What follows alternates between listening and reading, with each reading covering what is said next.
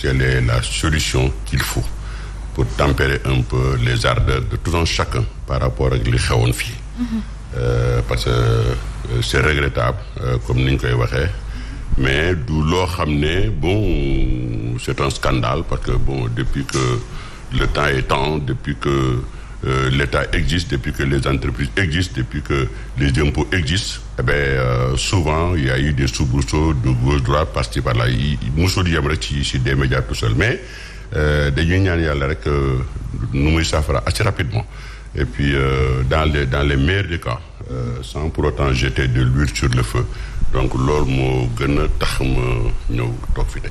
justement jeter de l'huile sur le feu maanaam yokk li nga xamante ni moom moo di sotti dëwlil ci safara si dañuy ko war a bàyyi tey mu méngoo nag ak ñuy wootee ñun employés yi toog taxaw wane ni bokkuñu xëy na ci guerre bi war a mën a am diggante njiitum mouvement gëm sa bopp ak nguur gi wa ilaa sax seen diggante ak fisc war nañ cee xalaat ni ay mère de famille ñoo fi nekk ñoo fi bay seen war di liggéey de façon digne et que képp ku bàyyeeko sa kër di tayle say nelaw fajar sax di ñëw di jano ak askan wi dafa fekk ni soutien de famille nga ñii école scolarité daf leen war ay parents d'élèves lañu ñii dañoo samp kër di fay luwaas loolu noonu c'est très bien ñu ciy xaar mag yi mel ni yéen ñuy dox jàmm ci diggante yooyu ba tax ne mais li yëpp li ko wundu pour yow lan la.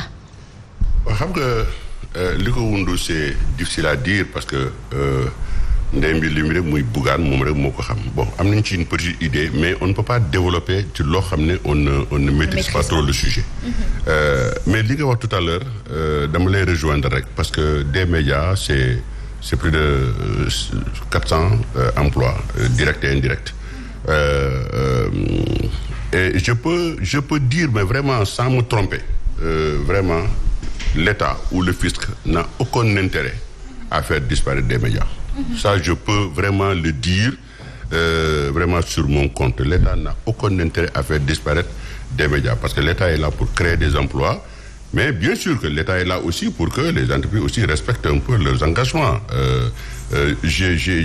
Di ma si mën a wax moom mooy parce que vous savez l'État fiscal ou bien le fisc lui-même boo créer sa entreprise je dis bien boo créer sa entreprise ce premier actionnaire ce premier partenaire c'est le fisc.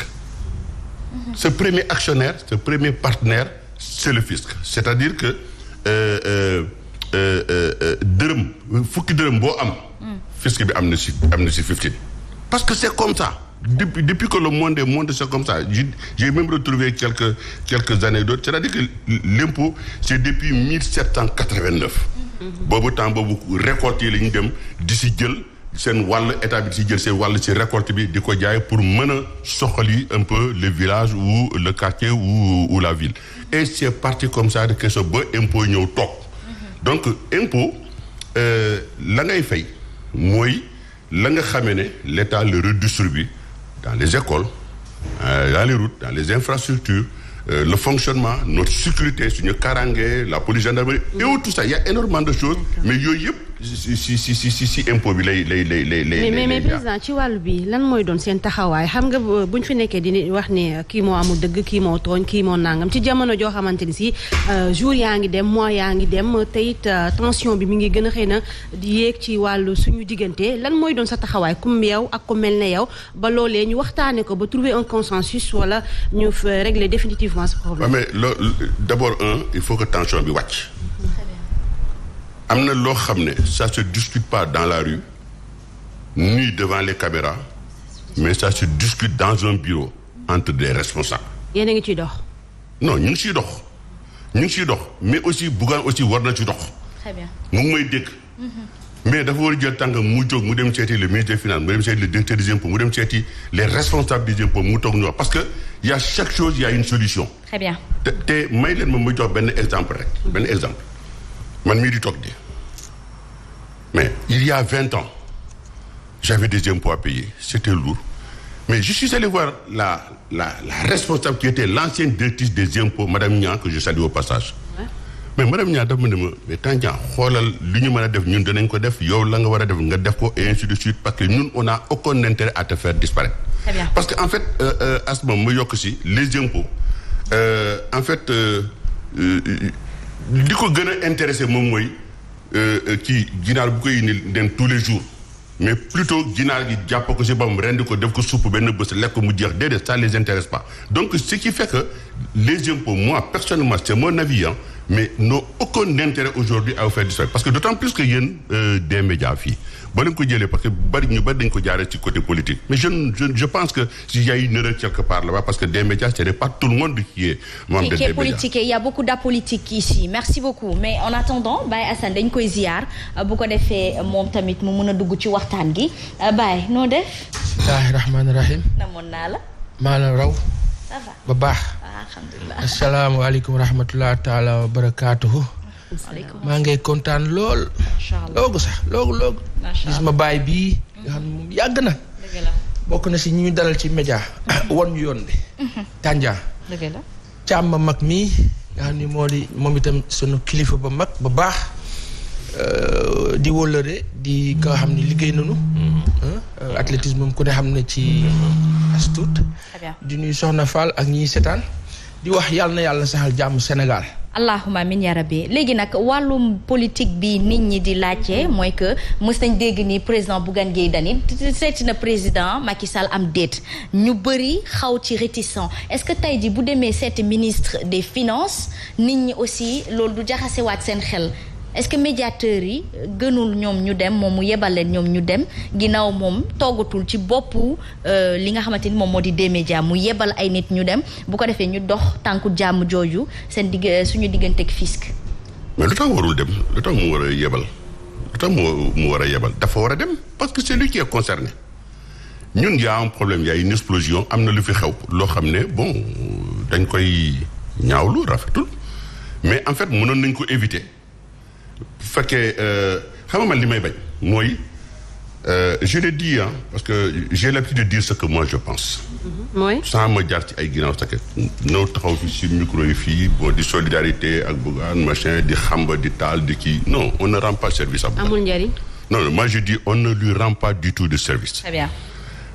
Moi j'ai été le voir personnellement il y a 4-5 mois li ma waxante ak moom foofu du ma ko wax fii si plateau bi.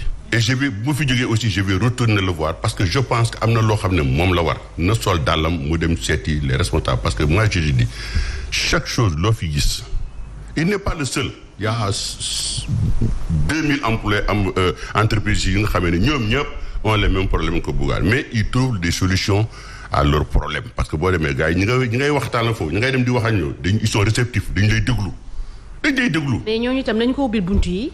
yombalal ko may ko possibilité tamit mu ñu waxtaan. non loolu mun leen ko xam yéen. moom mënoo ko xam tant que moom demul toog ak ñoom.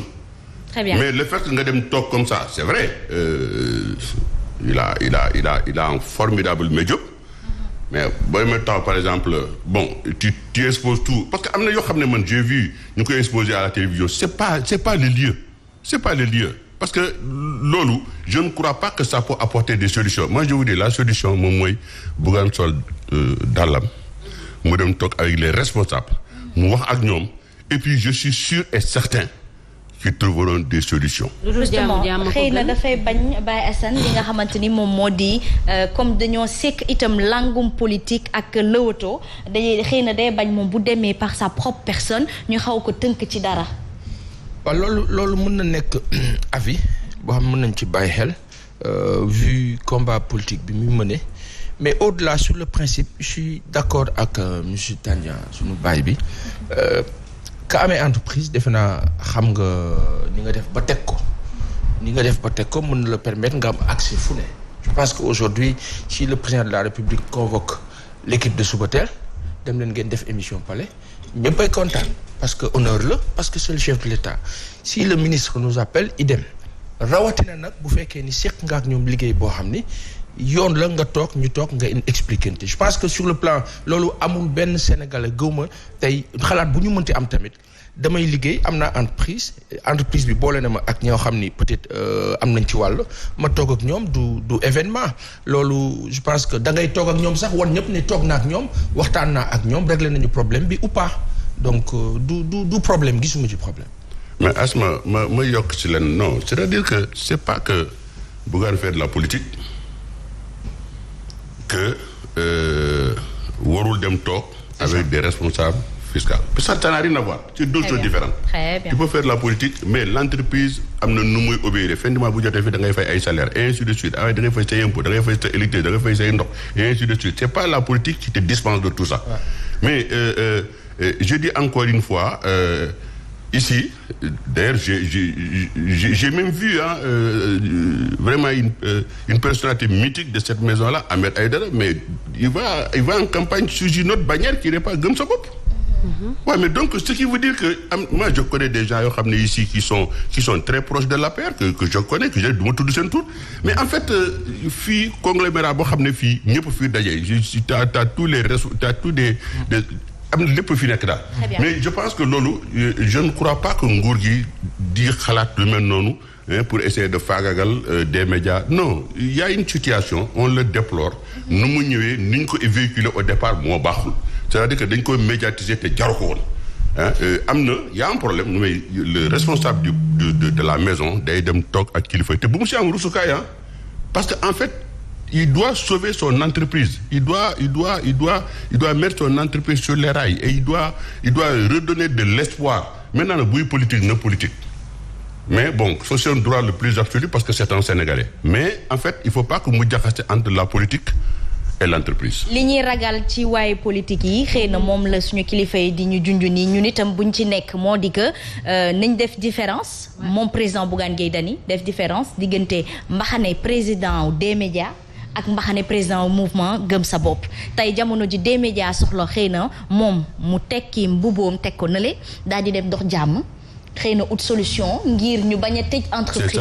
C'est ça la logique. Très bien. En tout cas, merci beaucoup. Votre soutien est d'une franchise.